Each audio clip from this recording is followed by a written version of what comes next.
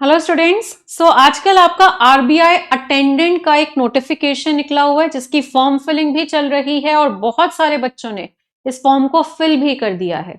तो अगर आपने अभी तक फिल नहीं किया आप भी कर दीजिए। अभी मैं आपको इंपॉर्टेंट डेट्स बताऊंगी इस एग्जाम की। तो देखिए, ये आपका पहले तो मैं क्लियर करना चाहूंगी, ये आरबीआई असिस्टेंट नहीं, आरबीआई अटेंडेंट का एग्जाम है। तो आपके मैक्सिमम जितने भी बैंकिंग एग्जाम्स होते हैं, चाहे वो असिस्टेंट लेवल हो, क्लर्क लेवल हो, पीओ लेवल हो, तो सभी में वो ग्रेजुएशन मांगते हैं। बट बहुत सारे बच्चे होते हैं जो जिनकी अभी ग्रेजुएशन कंप्लीट नहीं हुई है और वो लोग अभी से तैयारी शुरू कर देते हैं, जो कि एक अच्छी बात है। क्योंकि जैसे ही आपकी ग्रेजुएशन कंप्लीट होती है, साथ के साथ आप पेपर देके साथ के साथ आपकी जॉब लग जाती है। तो आपकी ग्रेजुएशन कंप्लीट होने और जॉब लगने के बीच में ज्यादा बड़ा गैप नहीं क्रिएट होता। तो हम हमेशा बच्चों को यही सजेस्ट करते हैं कि आप ग्रेजुएशन से पहले ही अपनी तैयारी को शुरू कर दीजिए। अब इन बच्चों के लिए एक मौका भी आ गया है, क्योंकि अगर आपकी अभी ग्रेजुएशन पूरी नहीं हुई है, अगर आप अंडर ग्रेजुएट है, आपने 10th 12th कर रखी है, ओके, तो आप लोग जो है इस फॉर्म को भर सकते हैं। क्योंकि इसके एलिजिबिलिटी क्राइटेरिया ही क्या है? Under graduate. आपका अंडर ग्रेजुएट होना जरूरी है। अब यहाँ पे अंडर ग्रेजुएट का ये मतलब नहीं है कि आप ग्रेजुएशन कर रहे हो तो आप इस फॉर्म को नहीं भर सकते, ऐसा नहीं है। आप ग्रेजुएशन कर रहे हैं तब भी आप इस फॉर्म को भर सकते हैं। ग्रेजुएशन कंप्लीटेड नहीं होनी चाहिए। समझ गए मेरी बात? आप फर्स्ट ईयर में है, सेकेंड ईयर में है, लास्ट ईयर में है, तो आप इस फॉर्म को भर सकते हो। पर अगर आपकी ग्रेजुएशन पूरी हो गई है तो आप इस फॉर्म को नहीं भर सकते। अब बच्चों के मन में बहुत सारे सवाल है कि ये पेपर का लेवल कैसा होगा, किस तरह के क्वेश्चन आएंगे, लास्ट ईयर आपका ये जो पेपर 2021 में हुआ था तब क्या हुआ था। तो मैंने प्रीवियस ईयर क्वेश्चन का एक सेशन भी लिया हुआ है जिसमें मैंने आपके लास्ट ईयर के क्वेश्चंस डिस्कस किए थे।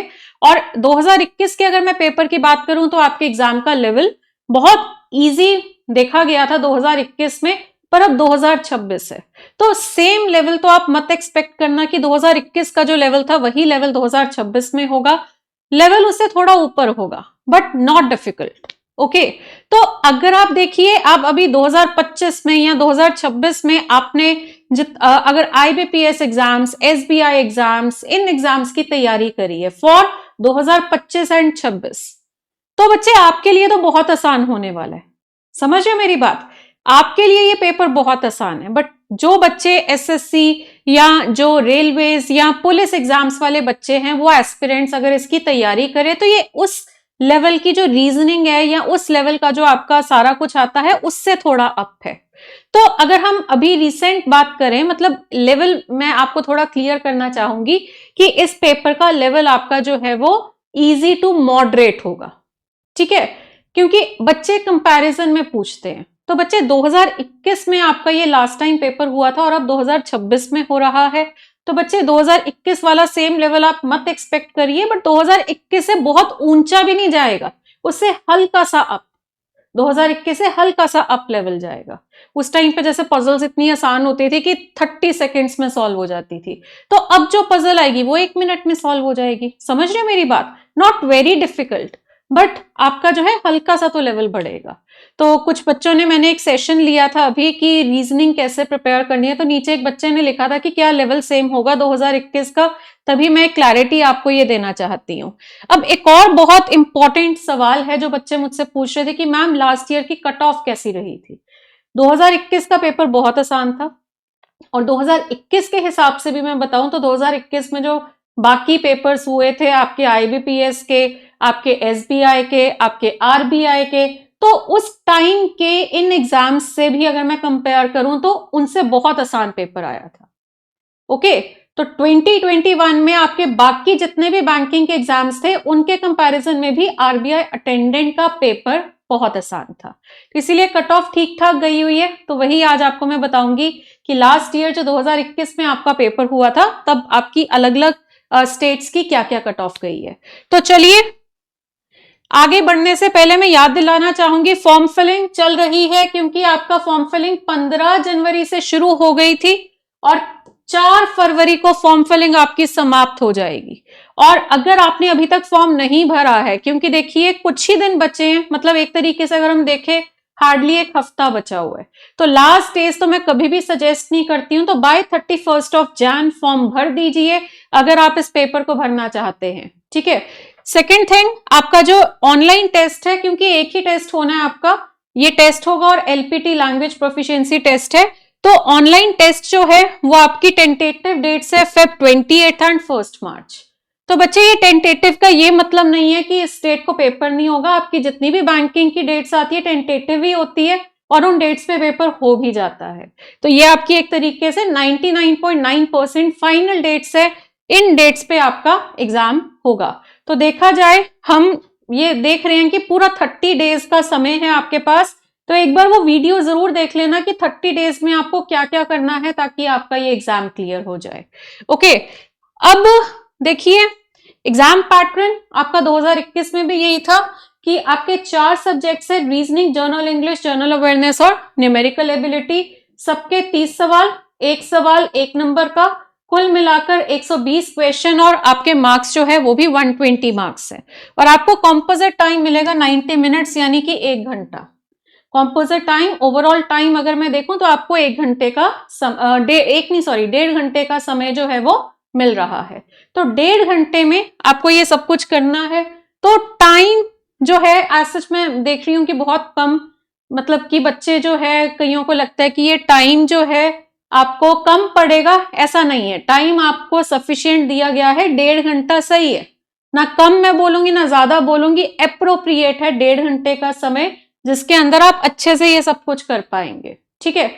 अच्छा, अब इसके बाद मैं बात करना चाहूंगी कट ऑफ की। तो पहले मैं आपको बता दूं कि ये एग्जाम कंडक्ट हुआ था 9 और 10 अप्रैल 2021 को, और तब आपकी जो कट ऑफ है, मैं जर्नल कैटेगरी की ही आपको दिखाना चाहूंगी। सबसे पहले तो अहमदाबाद की जर्नल कैटेगरी की कट ऑफ 120 का पेपर होता है, जिसमें से आपकी जर्नल कैटेगरी की कट ऑफ गई थी 96.50। बेंगलुरु का जो पेपर था वहां पे आपकी जो कट ऑफ है वो 83.75। ओके, भोपाल एंड रायपुर आपका 105.75 आउट ऑफ 120। ओके, भुवनेश्वर की कट ऑफ आपकी जो है वो 105.75।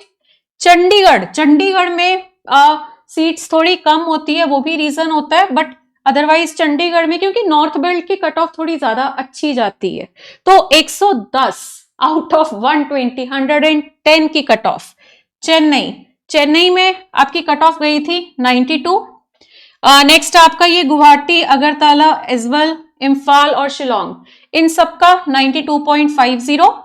नेक्स्ट हैदराबाद में आपकी जो कट ऑफ रही है वो 103.25 है। ओके, तो ऑन एन एवरेज अगर मैं देखूं तो 100 के आसपास की कट ऑफ है आपकी सभी की।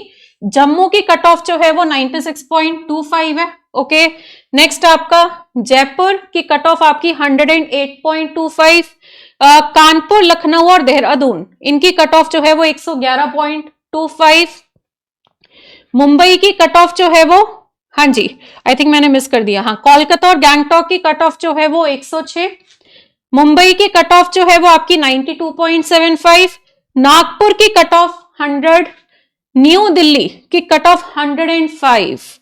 पटना और रांची की कट ऑफ 110, 110.25। तिरुवनंतपुरम की कट ऑफ 99.75।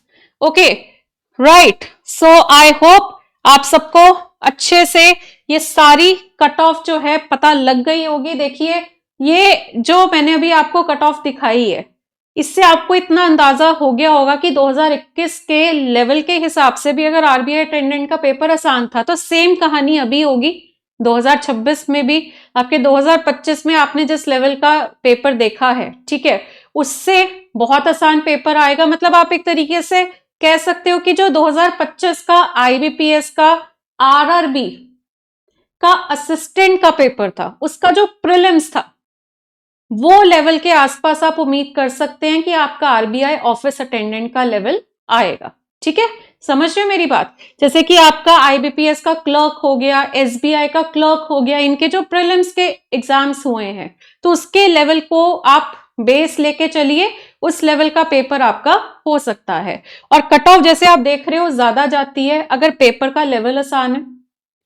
अगर आपका पेपर का लेवल आसान है, आपको प्रॉपर टाइम मिल रहा है, सफिशिएंट टाइम मिल रहा है, ठीक है, और पेपर जो है आपका वहां पे देखो वैकेंसीज भी आपके सामने है, तो सभी फैक्टर्स को देखते हुए अगर मैं बताऊं तो इस बार भी आपकी कट ऑफ जो है, जैसे यहां पे आप देख रहे हो ना, वैसे ही आपकी कट ऑफ जो है इस बार की भी अच्छी खासी जाने वाली है। मतलब out of 120 on an average अगर मैं बोलूं 100 के आसपास रह सकती है कट ऑफ।